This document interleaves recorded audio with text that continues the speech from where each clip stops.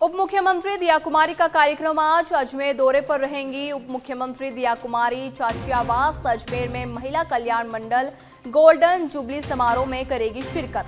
दोपहर 12:30 बजे अजमेर कलेक्ट्रेट में लेंगी मीटिंग। वहीं अजमेर व ब्यावर जिले के अधिकारियों के साथ आपदा प्रबंधन, अतिवृष्टि, जल निकासी, रोड एवं बजट घोषणाओं पर करेगी विस्तार से चर्चा।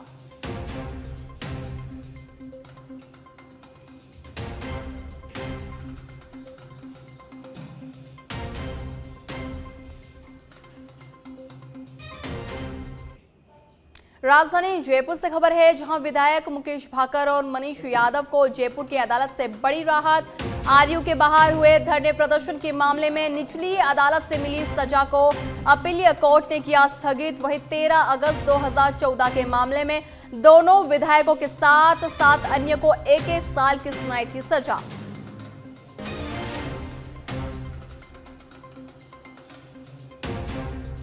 महत्वपूर्ण जानकारी राजधानी जयपुर से। विधायक मुकेश भाकर और मनीष यादव को जयपुर अदालत से बड़ी राहत है। आरयू के बाहर हुए धरने प्रदर्शन के मामले में निचली अदालत से मिली सजा को अपीलीय कोर्ट ने किया स्थगित। बता दें कि 13 अगस्त 2014 के मामले में दोनों विधायकों के साथ 7 अन्य को 1-1 साल की सजा सुनाई थी।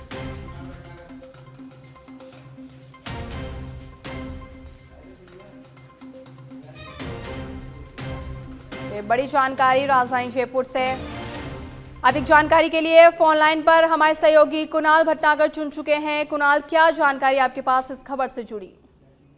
देखिए, इसमें आपको बता दें कि 2014 13 अगस्त से संबंधित ये जो पूरा मामला है, जब मुकेश भाकर और मनीष यादव ने जेएलएन रोड पर जो है जाम लगा दिया था और इसी मुकदमे को लेकर जो है अदालत ने उनको जो है 1 साल की सजा सुनाई थी।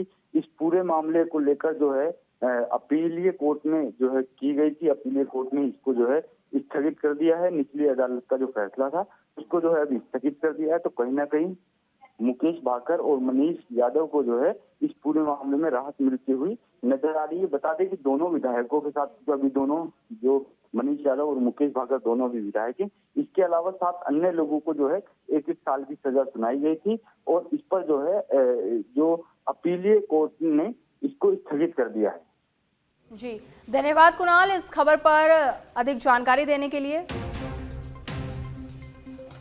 तो आरयू के बाहर हुए धरने प्रदर्शन के मामले में निचली अदालत ने यह फैसला किया है। झालावाड़ के खानपुर उपखंड क्षेत्र के सारोला कस्बे में सीनियर विद्यालय में विज्ञान संकाय खोलने की मांग को लेकर छात्र संगठन एबीवीपी की अगुवाई में सभी निजी एवं राजकीय स्कूलों के छात्र छात्राओं ने स्टेट हाईवे दरा अरनिया मुख्य बाजार में चक्का जाम कर प्रदर्शन किया है। एबीवीपी के योगेंद्र नागर ने बताया है कि गत दिनों जिले के प्रवास पर आए शिक्षा मंत्री मदन दिलावर ने मंच से ये घोषणा की थी कि सारोला कस्बे में विज्ञान संकाय खोलने की घोषणा की थी। बावजूद इसके महात्मा गांधी अंग्रेजी माध्यम में विद्यालय संकाय खुलने से ग्रामीणों ने विरोध जताया है। बता दें कि ग्रामीणों सहित स्कूल बच्चों ने विज्ञान संकाय खोलने, वही कन्या विद्यालय को पुनः संचालित करने सहित अंग्रेजी व्याख्याताओं का पद सृजित करने की मांग को लेकर प्रदर्शन शुरू कर दिया है। वहीं मौके पर पहुंचे सीबीओ बालचंद नागर नायब तहसीलदार ने विज्ञान संकाय खोलने के प्रस्ताव बनाकर भेजने का आश्वासन दिया है।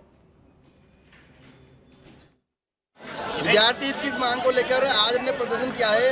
विद्यार्थी पिछले 5-7 वर्षों से यहाँ पर विज्ञान संकाय शुरू हो, इसको लेकर मांग करती रही है। माननीय शिक्षा मंत्री जी ने झालावाड़ जिले में एक कार्यक्रम के दौरान मंच से स्वयं ने घोषणा की थी कि इस सत्र में विज्ञान संकाय शुरू कर दी जाएगी, लेकिन जो मूल विद्यालय राजकीय माध्यमिक विद्यालय वहाँ पर खोल नहीं थी, लेकिन उसके अतिरिक्त अन्य विद्यालय जो महात्मा गांधी है जहाँ पर विद्यार्थी अध्ययन रद्दी नहीं है वहाँ पर खोली गई है। ये गलत है।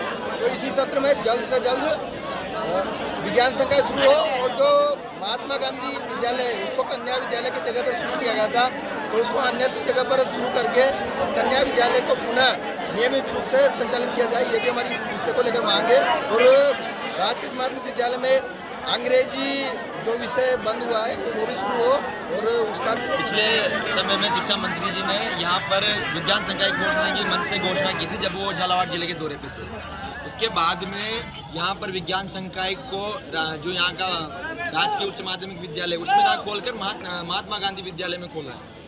तो यहाँ के विद्यार्थियों की, ग्रामीणों की, सामाजिक संगठनों की, विद्यार्थी परिषद की ये मांग थी कि उसको राजकीय उच्च माध्यमिक विद्यालय में खोला जाए। और इसके अलावा जो यहाँ का कन्या विद्यालय था उसे महात्मा गांधी में जो कन्वर्ट किया गया था कांग्रेस की गवर्नमेंट में, वो भी पुणे से गर्ल्स स्कूल में उसको कन्वर्ट किया जाए। ये यहाँ के विद्यार्थियों की और सबकी लंबे समय से मांग थी। इस मांग को लेकर हम विद्यार्थियों के साथ मिलकर आज हमने पूरा बाजार बंद रखा है और यहाँ पर सड़क पर हम धरना प्रदर्शन जाम हमने किया। इसके बाद में आप अभी जो प्रशासन के अधिकारी आए हैं उन्होंने हमें आश्वस्त किया है कि जल्द से जल्द हम इस मांग को ऊपर भेजकर पूर्ण कर देंगे। और इस आश्वासन के साथ ही हमने ये कहा है कि अगर 7 दिन में ये मांग सरकार के द्वारा, शिक्षा मंत्री जी के द्वारा, प्रशासन के द्वारा पूरी नहीं की जाती है तो विद्यार्थी परिषद इसके लिए आगे एक बड़ा आंदोलन सारोला में करेगी। चाहे हमें भूख हड़ताल में बैठना पड़े, धरना प्रदर्शन करना पड़े, लंबे समय तक भी बैठेंगे, लेकिन मांग पूरी करेंगे। बता दें कि घर के बास प्लॉट में पानी भर जाने के चलते ये बड़ा हादसा हो गया। वहीं पूर्व पार्षद मोहित सोलंकी ने बताया कि 2 दिन में बारिश के पानी में डूबने से ये दूसरी घटना हुई है, जबकि एक अन्य घटना में पानी में करंट आने से मौत हो गई थी। उन्होंने बताया कि क्षेत्र में पानी भरने से ऐसी घटनाएं हो रही है और प्रशासन को इस ओर ध्यान देना चाहिए। कल से जब बारिश का दौर शुरू हुआ है तब से हमारे वार्ड में है, अम्बेडकर नगर वार्ड में, पूर्व पार्षद हूँ मोहित सोलंकी। हमारे वार्ड में जल भराव की स्थिति बन गई है और पानी की इतना प्रेशर से आ रहा है, ऊपर के पर आ रहा है। ये मेरे वार्ड में 30वीं मौत है बारिश आने के बाद में। कल एक कैलाश कुमार जो करंट आने से मौत हुई। कल रात को एक बॉडी हमने मछली में रखी थी सनी जोशी की, जिसका आज अंत्येष्टि हुई है, वो भी कल पानी में डूबने से मरा। यार ये एक बच्चा जो खेलते खेलते पड़ोस के खाली प्लॉट में डूब गया और उसकी भी मृत्यु हो गई है। खबर दौसा के सिकराय से है, जहां एक युवक पानी की टंकी पर चढ़ गया। युवक की पहचान लक्ष्मी नारायण मीना के रूप में हुई है। दरअसल पारिवारिक विवाद के चलते युवक पानी की टंकी पर चढ़ गया है। घटना की सूचना मिलते ही मानपुर थाने की सिकराया पुलिस चौकी मौके पर पहुंची और युवक को समझाने का प्रयास किया जा रहा है। करीब 1 घंटे की मशक्कत के बाद पुलिस और स्थानीय लोगों की मदद से युवक को सुरक्षित नीचे उतारा गया है। वाले आज मेरे दुश्मन बने बैठे हैं, मेरे हिस्से का घर उस पर कब्जा कर लिया और मेरी जो ज़मीन है उस पर कर लिया और मैं जो बहन बेटी है उनको बराबर का हिस्से दे रहा हूँ। उसमें भी है ना, बोलते तुम किसके हाथ में दिया है। मेरा जीना दुर्लभ कर रखा है इन लोगों ने। 12 साल से दुखी हूँ मैं बिल्कुल ही। मेरी घरवाली कोई भी आता है तो उसके साथ मारपीट कर ले। पहले भी इन्होंने जानलेवा हमला कर चुके हैं। मेरा कोई भी नहीं है। मेरा चाचा है रमेश हवेली वाला, वो सरपंच में खड़ा हुआ था, उसको हमारे घर के बारे में सब पता है और उसने हमारा सब फैसले किए। उसने वो अपने बेटे कसम खा गया था रमेश हवेली वाला कि मैं तेरा लोन चुकवाऊंगा। मेरा लोन भी नहीं चुकाया। आज मेरा खेत भी ले लिया। मेरा 2 खेत पहले सीकर के अजीतगढ़ में अरावली पहाड़ियों पर अब आए दिन पैंथर नजर आ रहे हैं। इन पैंथरों की संख्या करीब 1 दर्जन से भी अधिक होने की आशंका है। वहीं अजीतगढ़ के क्षेत्र के आसपास पहाड़ियों पर 8 से 10 सालों से ये पैंथर नजर आ रहे हैं, लेकिन आश्चर्यजनक बात यह है कि अभी तक कोई जनहानि नहीं हुई है।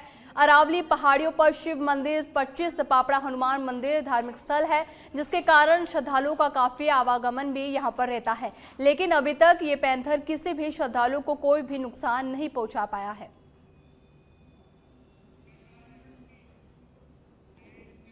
भरतपुर के बयाना में जारी है लगातार बारिश से पांचना बांध का पानी की आवक बढ़ गई है। वहीं अब गंभीरी नदी ब्रह्मपाद पुल तक पहुंच गई है। जल स्तर बढ़ने से निचले इलाकों में बाढ़ का खतरा मंडरा रहा है। वहीं दूसरी ओर लोगों की जिज्ञासा भी प्रशासन के लिए सिरदर्द बनती जा रही है।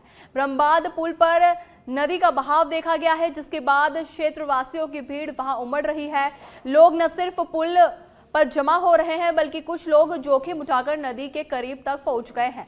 प्रशासन ने लगातार चेतावनियां जारी की है कि लोग नदी, पुल और जलमग्न क्षेत्रों से दूर रहे, लेकिन इसके बावजूद लोग सावधानी बरतने को तैयार नहीं हैं।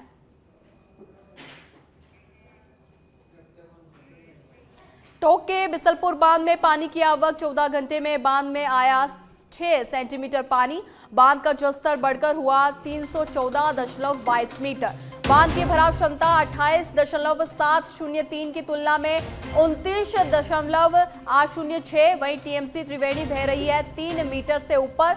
बांध की पूर्ण भराव क्षमता 315.5 आरएल मीटर।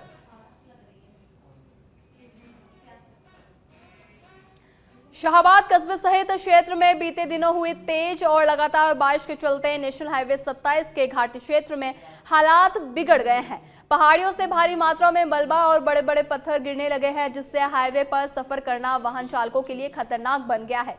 विभाग की ओर से चेतावनी बोर्ड लगाने और अस्थायी यातायात डायवर्जन की व्यवस्था भी की जा रही है, ताकि आने वाले लोगों को अनहोनी से बचाया जा सके। खबर अलवर के खेड़ी से है, जहां वीरू जाटव केस में पुलिस ने सुपारी किलर्स को गिरफ्तार किया है। बता दें कि आरोपी विष्णु जाटव पर अलवर एसपी ने 5,000 का इनाम रखा था। वीरू जाटव हत्याकांड में सभी 6 आरोपी अभी गिरफ्तार कर लिए गए हैं। वहीं 8 जून को खेड़ी कस्बे के बाईपास निवासी वीरू जाटव की पत्नी अनीता राज ने प्रेम संबंध में बाधक बन रहे पति वीरू जाटव की प्रेमी काशी प्रजापत तथा अन्य 4 सुपारी किलर्स के साथ मिलकर हत्या की थी। हत्याकांड बिल्कुल ब्लाइंड मर्डर था। इसमें हमारे एसएचओ ने और स्टाफ ने और हमने इसमें प्रयत्न करके और इसमें इसको ब्लाइंड मर्डर का खुलासा किया। सर्वप्रथम काशी प्रजापत, अनीता राज, ब्रजेश जाटव को गिरफ्तार किया। उनसे गहनता से अनुसंधान किया गया। उसके बाद 3 मुलजिम शेष रहे, जिन पर श्रीमान एसपी साहब ने 25,000 रुपये और 5,000 रुपये का इनाम रखा। फिर हमने बाद में शेष बचे। खबरों में आगे बढ़ते हैं। बूंदी के हिंडोली थाना क्षेत्र के तालाब गांव में डंपर चोरी का मामला सामने आया है। 3 नकाबपोश बदमाशों ने डंपर चोरी की वारदात को अंजाम दिया है। घटना सीसीटीवी कैमरे में कैद हुई है। तो बूंदी के हिंडोली रात को घर पे खड़ा था, मस्जिद के सामने सीसी कैमरे के सामने रात के 2:20 के डंपर मेरा वहाँ से उठ गया। मैं हिंडोली थाने में सीआई साहब के पास भग के घर वालों को बताया भाई डंपर नहीं है यहाँ पे।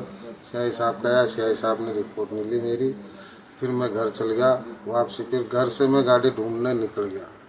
फिर आया मैं दूसरे दिन, तो साहब ने छुट्टी में थे 2 दिन तक। फिर आया चौथे दिन में, तो सीआई साहब ने मेरे को वापसी बता दिया कोई रिपोर्ट नहीं है।